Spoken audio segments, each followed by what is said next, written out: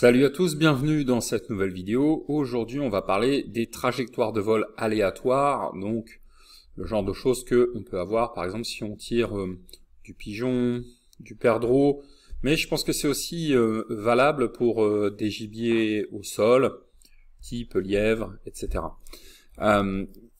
Les gibiers, ils n'ont pas une trajectoire qui va être rectiligne.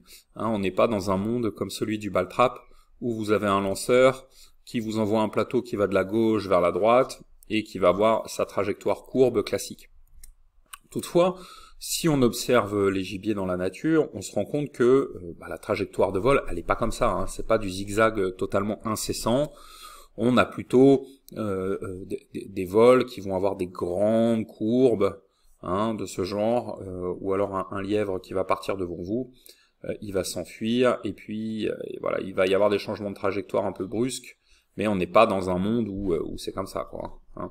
Donc, la question, c'est de se dire, qu'est-ce qu'on peut faire pour s'entraîner et progresser, pour gérer justement ce caractère qui est complètement aléatoire de la trajectoire du gibier, qui est la difficulté principale de la chasse, puisque la seule discipline ball trap qui a vraiment des trajectoires très aléatoires. En fait, il y a deux types de cibles qu'on peut avoir au ball trap pour gérer ce genre qui vont avoir des trajectoires ressemblantes. C'est un plateau qui s'appelle le rabbit. Donc c'est un plateau qui est lancé sur le sol et qui a une trajectoire aléatoire parce qu'il va rebondir à des moments différents. Et puis vous avez une autre discipline qui s'appelle le tir aux hélices. Le tir aux hélices, ça consiste à donner de la vitesse de rotation à une petite hélice, et donc ensuite quand elle est libérée, elle va avoir une trajectoire qui est aléatoire. Mais c'est pas, le tir aux hélices, ça reste assez confidentiel, et puis les plateaux de type rabbit, il y en a pas tant que ça sur un stand de tir de ball trap.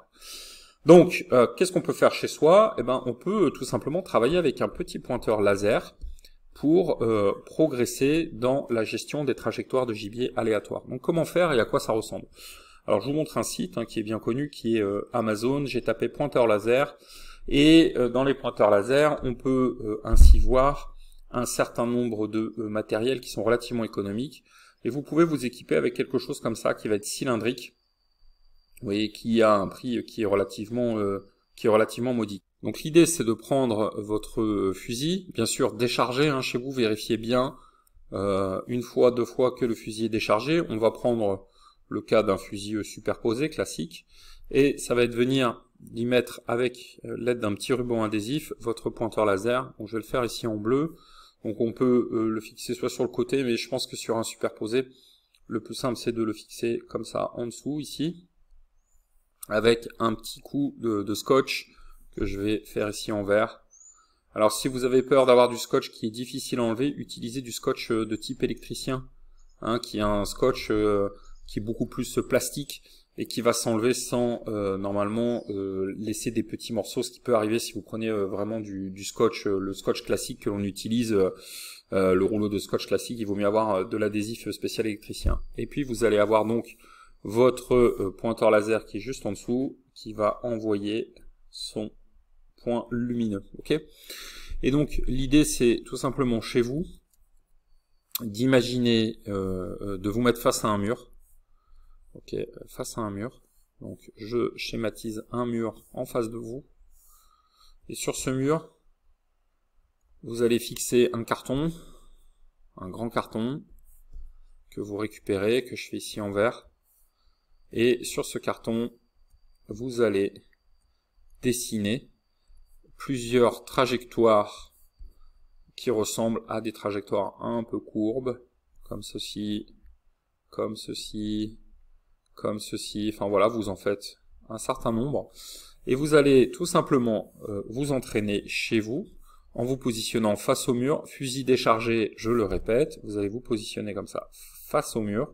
Alors bon, on n'est pas trop à l'échelle, mais c'est pas grave, l'essentiel c'est que vous compreniez ce que je veux dire, et vous allez épauler votre fusil. Et à l'aide du pointeur laser, donc que je vais faire ici avec le point rouge, vous allez parcourir l'ensemble de vos courbes tracées sur votre carton. Vous pouvez aussi le faire si vous avez du papier peint un motif, en suivant des motifs par exemple. Et l'idée c'est de bien garder les deux yeux ouverts vers ce point rouge et de travailler vos mouvements de corps de façon à suivre ces trajectoires. Vous allez bâtir de la mémoire musculaire. Alors, ces mouvements, n'oubliez pas que lorsqu'on est épaulé avec un fusil de chasse, on est comme ceci, de façon encore une fois très schématique. Vous avez le fusil qui est là. Oups, je voulais faire un trait droit. Vous avez le fusil qui est là et vous le tenez avec une main. Qu'est-ce que j'ai fait? J'ai fait une bêtise. J'ai changé la taille de mon curseur. Je vais le remettre à 4. Vous avez donc une main qui est là sur la longuesse. Et puis vous avez une main qui est ici sur la poignée.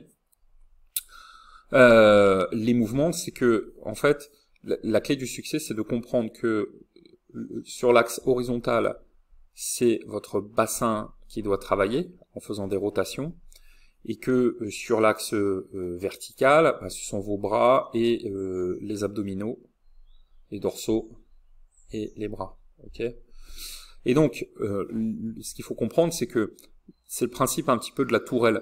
Il faut comprendre qu'en fait, l'ensemble fait du fusil, de vos bras et du haut de votre corps doit former un seul bloc. Un seul bloc. Et ce sont bien votre bassin, vos dorsaux, vos abdominaux qui vont faire les mouvements du fusil, un peu comme si vous étiez une tourelle, d'accord? Donc c'est très important de comprendre que les bras doivent quasiment pas bouger en fait, hein. C'est vraiment le travail dorsal, abdominal et le travail du bassin qui va vous permettre de suivre les lignes que vous avez dessinées. Et de cette façon, vous allez créer de la mémoire musculaire et vous allez habituer vos yeux à suivre une trajectoire qui est courbe et amener le fusil à l'endroit que vous regardez, d'accord? Donc n'oubliez pas les règles importantes, hein. Il faut que la tête soit bien soudée à la crosse. Si la tête va bouger sur la crosse, vous allez réaliser une faute technique, puisque ça va vous gêner au niveau de la pente, hein. Je fais ma petite explication que je fais assez souvent. Si ça c'est la crosse du fusil, vous êtes positionné ici, avec votre regard qui est rasant, et vous avez ici un point de contact entre votre pommette et la crosse. Il est clair que si ici ça bouge, au niveau de la pommette, ben votre regard n'est plus rasant sur la crosse, donc vous allez être soit trop haut, soit trop bas, en fonction du mouvement que vous allez faire, du déplacement de votre tête sur la crosse. Donc il ne faut pas que la tête puisse bouger de la crosse, c'est un bloc solidaire, cette tourelle de façon imagée, qui est composée du haut de votre corps, de vos bras, de votre tête et de votre arme.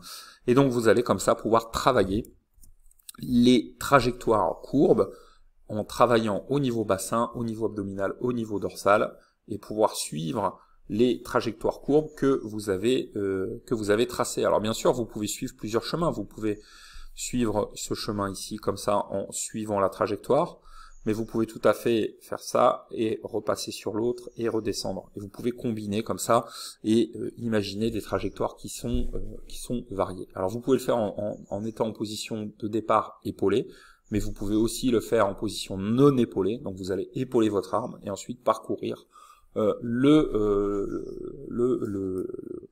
traçage que vous avez défini. Voilà. Donc ce petit exercice, je vous invite à le faire 2-3 fois par semaine, juste quelques minutes, pour créer cette mémoire musculaire, et ça vous aidera à mieux gérer les trajectoires aléatoires des gibiers lorsque vous serez en action de chasse. Je vous remercie pour cette petite vidéo. Je vous rappelle que vous pouvez télécharger votre guide gratuit sur la conformité du fusil. C'est un élément très important pour réussir à tirer juste, d'avoir un fusil qui est correctement adapté à votre morphologie. J'ai créé un petit guide qui est gratuit. Vous pouvez le télécharger en cliquant sur le lien qui est dans la description de la vidéo. Ça, c'est si vous êtes sur YouTube, et si vous êtes déjà sur le blog Chasseur Technique, en utilisant le formulaire qui se trouve sous cette vidéo. Je vous souhaite à tous un excellent tir. Merci et à bientôt.